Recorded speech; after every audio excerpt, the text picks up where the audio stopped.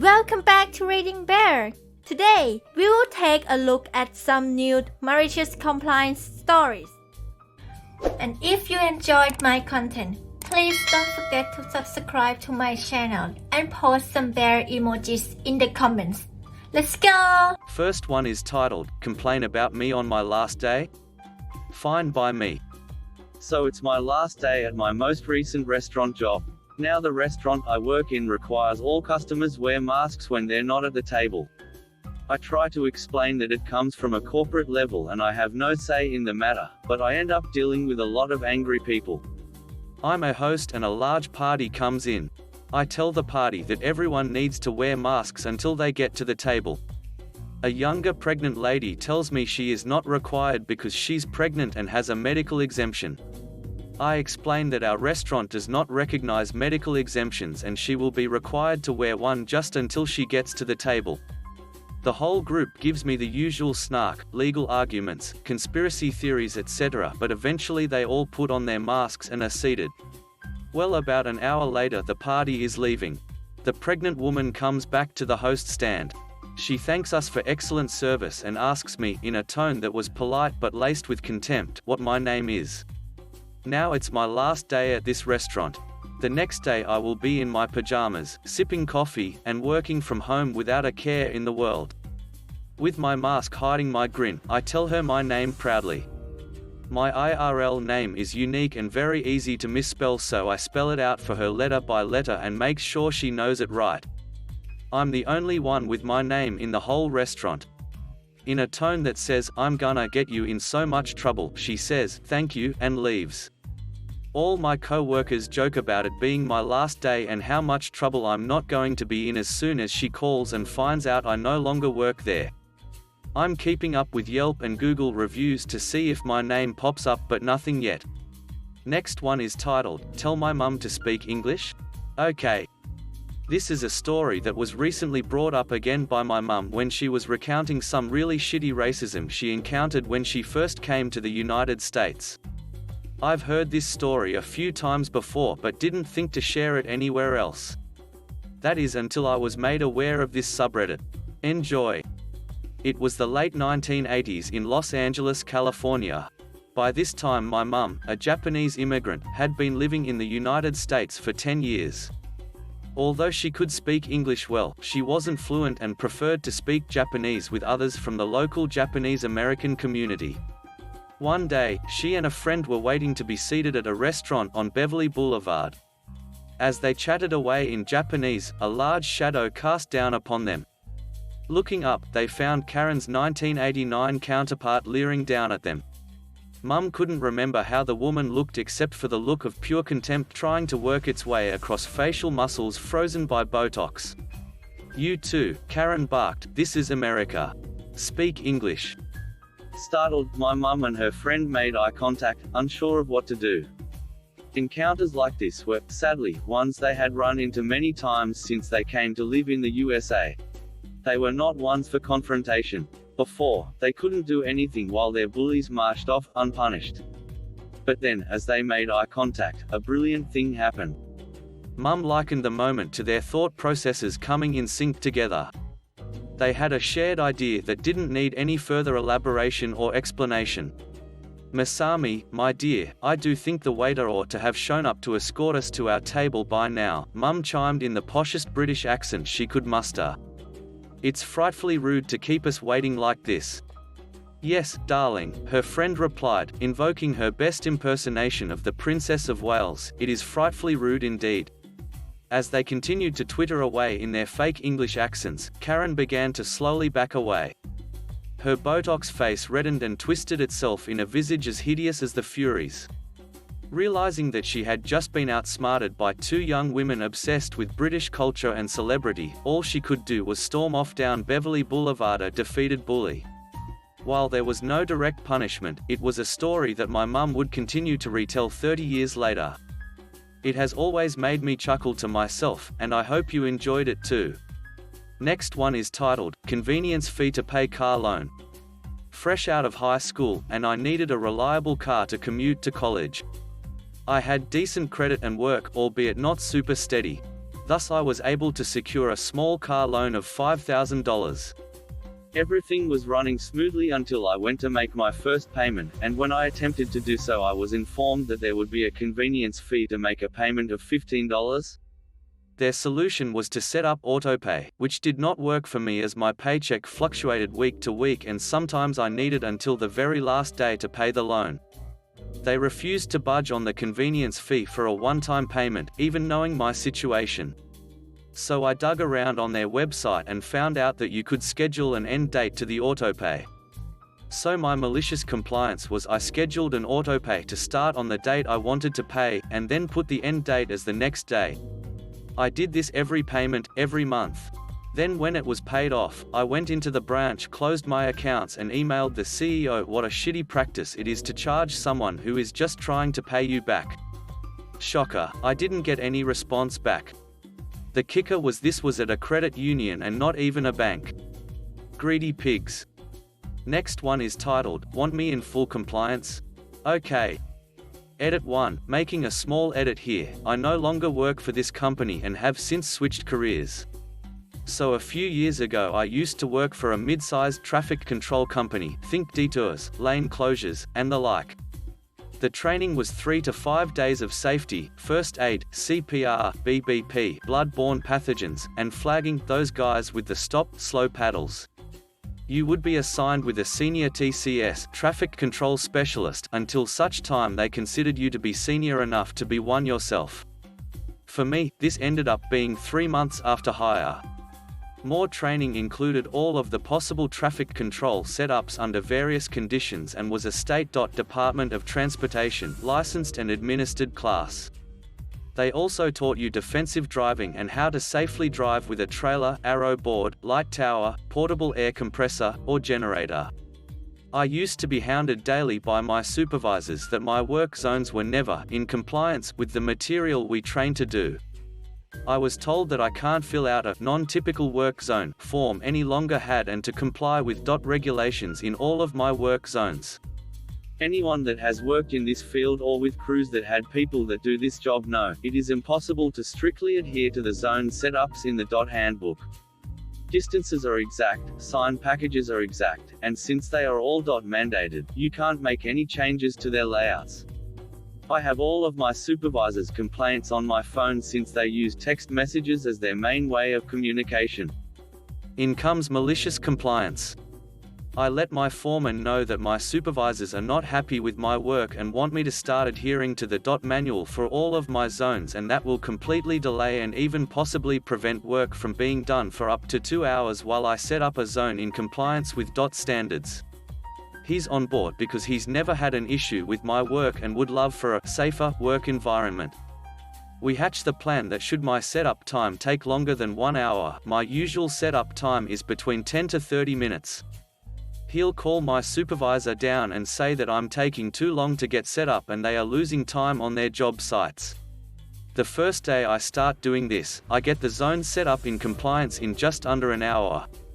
They start working and are done within 15 minutes and I'm given the address to the next work site. I start breaking down my work zone as the book tells us to do. This takes me nearly 30 minutes to collect everything, and then another 20 minutes to get to the new work zone.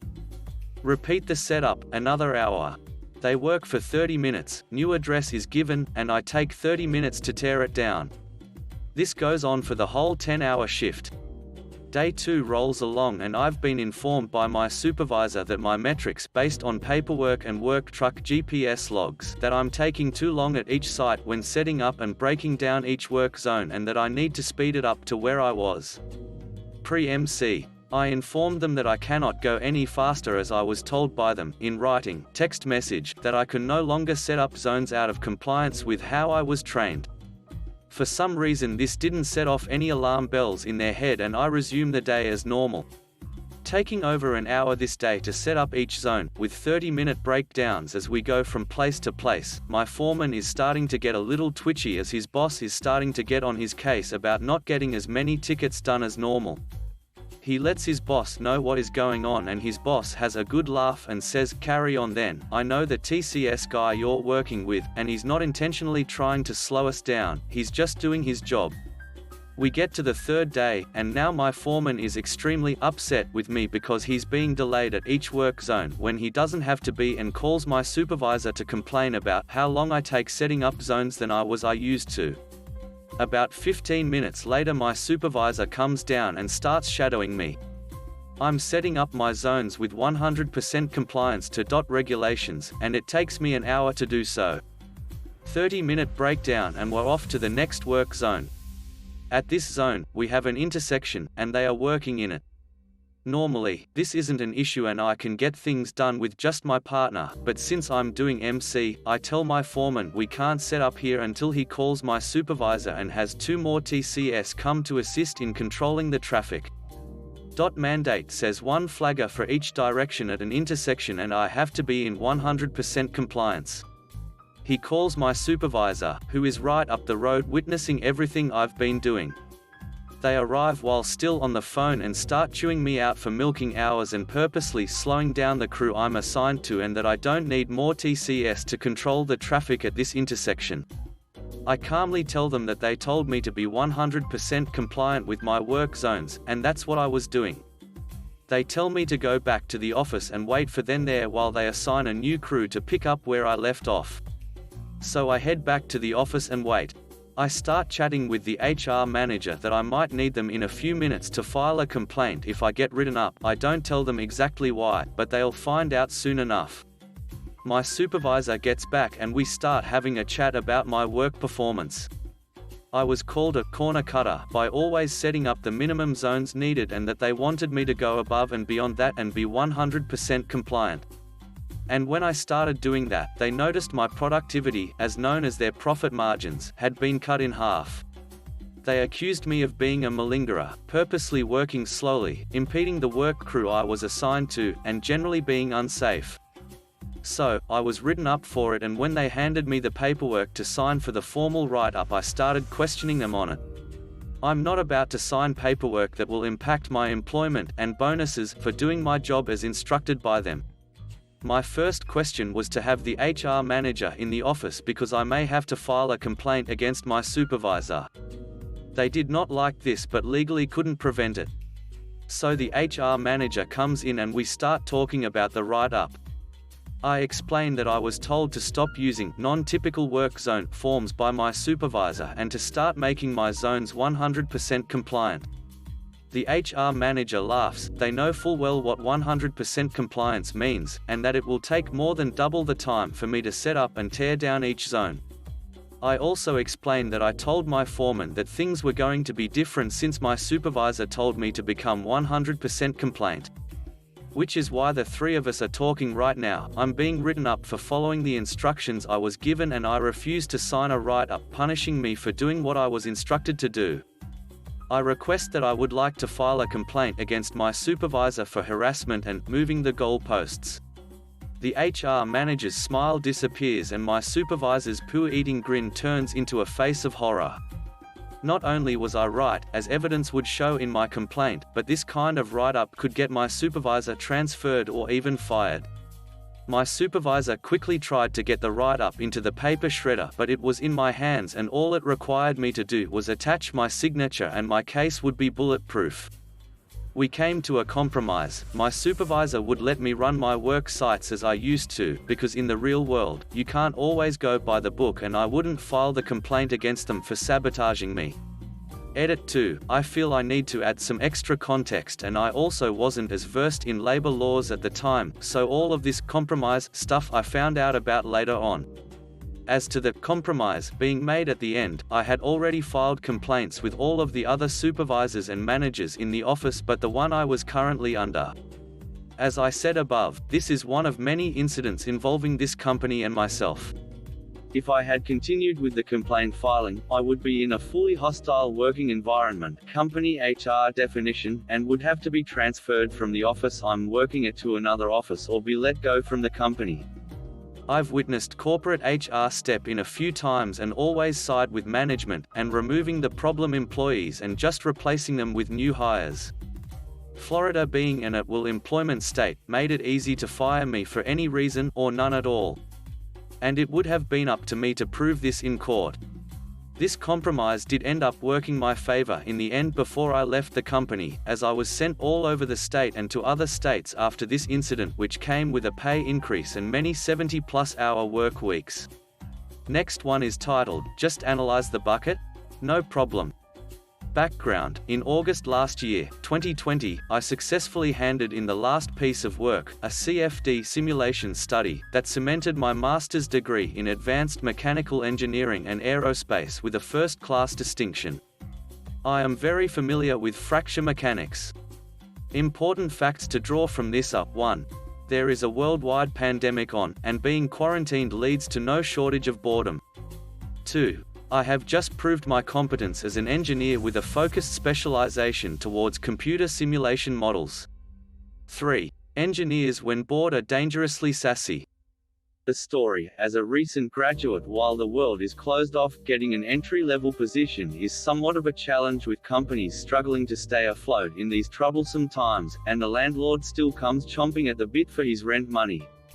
I now currently work for a company run by a colorful megalomaniac which has a jungly name specialized in warehouse-based online commerce. No names will be mentioned. I am vastly overqualified for my position, but needs must. I am currently in the department that deals with quality. One of my main responsibilities now is going around the warehouse inspecting items for defects, issues with returns, repeated problems and frequently damaged items, and passing judgment before auditing them, fixing problems as I go and raising tickets as necessary. It's not a bad job to be doing. One of the things I raise tickets for is preparation of items, which happens if an item is fragile or regularly broken and needs additional protection. It is up to me whether it is worthwhile sending things for prep. When I was given my training for this role, my mentor warned me about someone whose login literally appears a synonym of battleground, and to expect their messages on the in-house messaging system to be equally as dramatic sounding. They are one of the individuals who reads my tickets and audits and sets the follow-ups in motion, but don't necessarily see all the info I see. They also work the opposite shift to me, so there is no overlap, and the only time communication gets through is at the start and end of each shift as we see messages left. A few nights ago, my computer on wheels told me to check a bucket of detergent for damages. I was sent to a few locations and judged the product to be unpreppable, i.e. it's a container made of brittle plastic that has a hazmat item inside and has 5 kilograms of product inside. The reason it was deemed so is our standard test to see if an item will need prep is to drop it from 3 feet high. If you damage that unit, all others should get prepped. This item will definitely break on impact, and even with bubble wrap it will need many layers to stop that happening. As a result, the cost-benefit of wrapping up the 1,500 of these items in inventory doesn't add up, especially as it would take multiple back-to-back shifts to fix this in-house for just this one item. Battleground left me a message stating that if I believe the item will break, it must be analyzed, and they believe the items must be prepped, although they aren't aware of how many there are in stock. They actually are the same level as me in the hierarchy and have no actual power to direct me as they wish, and I protest that there is no way I'm going to start dropping 5 kilograms buckets of hazmat on the floor. Then the message is waiting for me at the start of my next shift to do your job and just analyze the bucket, which was actually all in caps. Okie dokie, MC time. I got home the morning after having not been sent to look at any of those items that night, and in an effort to satisfy the request began designing the bucket in CAD. I knew the dimensions, I knew the material, and I had the software licenses to create a detailed impact simulation. I discovered that in order to absorb enough impact to not break the bucket I would need 6 layers or cushioning at least for 3 feet drops. The highest this item is stored is 24 feet up in the air on pallets. Naturally, I proceeded to continue my investigation, and by the time my next shift rolled around 3 nights later I had an 8-page technical report on my structural analysis of the bucket with a rough cost-benefit analysis included and a feasibility assessment. I raised a ticket for a damage issue CCING Battleground in for all updates, attached my report and listed it publicly in the building. The next shift I was simply met with a ticket resolved notification. Last one is titled, A Gold Medal for Cheating the System. I was in Cub Scouts growing up. Now this was the early 90s, so participation trophy fever hadn't caught on fully. As I said, it was the Cub Scouts and they did lead the charge for the Everybody's a Winner ideals. Anyways, we had a pack competition at camp one year. It basically was an obstacle course with the first place pack getting a trophy to carry until next year's camp. Back then Webloss were a 2-year program and this was for first year Webloss packs. The previous year winner always presented the trophy and it was always the most physically fit group there. We probably were the only pack there that chose our smartest to be leader and not the most popular or whatever most vain children see as important. One of the rules were that if a scout gave up on an obstacle, then the next one got to go ahead and the team was assessed a time penalty. There were 8 obstacles and our pack had 9 people. Obviously one had to sit out. Even with that one sitting out, we had 4 kids who weren't exactly the most physically fit kids out there, our leader being one of them. We were discussing our strategy when our leader asks if everyone trusts him. Of course we do, and strategy time is limited, he says. I'm turning in the lineup and to do exactly what he says. We didn't know what he was doing but nodded since the lineup was due and we didn't want them to randomly assign obstacles. The leader came back with the list and the 4 most physically fit boys had the easiest obstacles. We were confused and some of us a little angry until, well, here's the malicious compliance. He gave the easiest to the most physically fit because they could easily speed through it. The rest of us were supposed to immediately declare we can't do the obstacle, so we'll just be assessed the penalty. The next year we got the present, the trophy. Thanks for listening.